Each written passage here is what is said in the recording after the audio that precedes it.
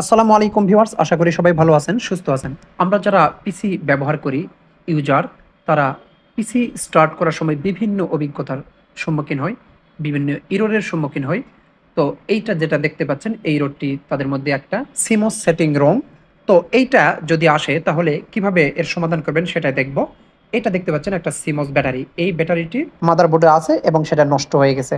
তো আমরা যদি তাৎক্ষণিকভাবে এই ব্যাটারিটি না সংগ্রহ করতে পারি, সেই ক্ষেত্রে পিসি কিভাবে রান করব সেটা দেখব। আমরা ডেল বা F2 তে প্রেস করব। আমরা এইরকম বায়োস সেটআপে যাব, তারপর মেইন থেকে সিস্টেম ডেটে যাব এবং এখানে প্রথমটি মান্থ, এটা নিউমেরিক কি থেকে লিখব, 10 লিখে এন্টার দিব।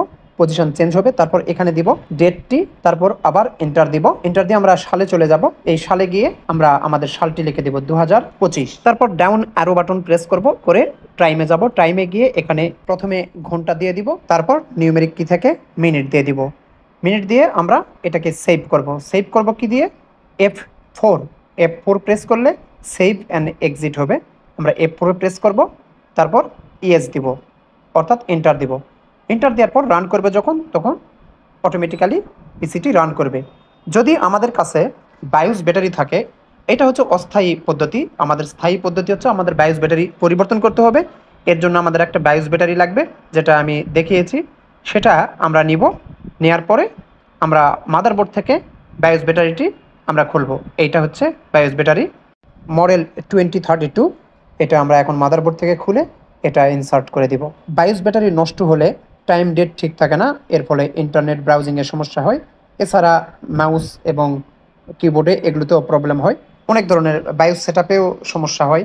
সেই ক্ষেত্রে আমাদের সমস্যা হয়, আমাদের বায়োস ব্যাটারিটি চেঞ্জ করা উচিত।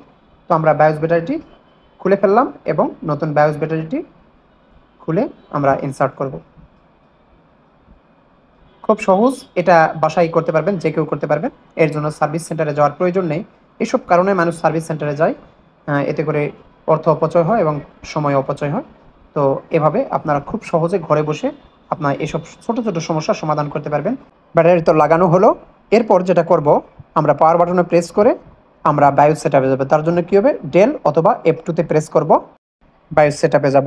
তো বায়োস সেটআপে যাব এই জন্য যে বায়োস ব্যাটারি পরিবর্তন করার ফলে আমাদের ডেট টাইম চেঞ্জ হয়ে গেছে। পুনরায় আমরা ডেট টাইম সেট করে দিব, কারণ আমরা বায়োস ব্যাটারি খোলার ফলে আমাদের টাইম ডেট চলে গেছে। ডেট টাইম সেট করে আমরা F4 প্রেস করব সেভ করার জন্য। তারপর আমরা পিসিটি অন করব, অন হবে। আশা করি ভিডিওটি আপনাদের অনেক উপকারে আসবে। যদি ভিডিওটি ভালো লাগে তাহলে অবশ্যই লাইক, কমেন্ট, শেয়ার করবেন আর সাবস্ক্রাইব করতে ভুলবেন না।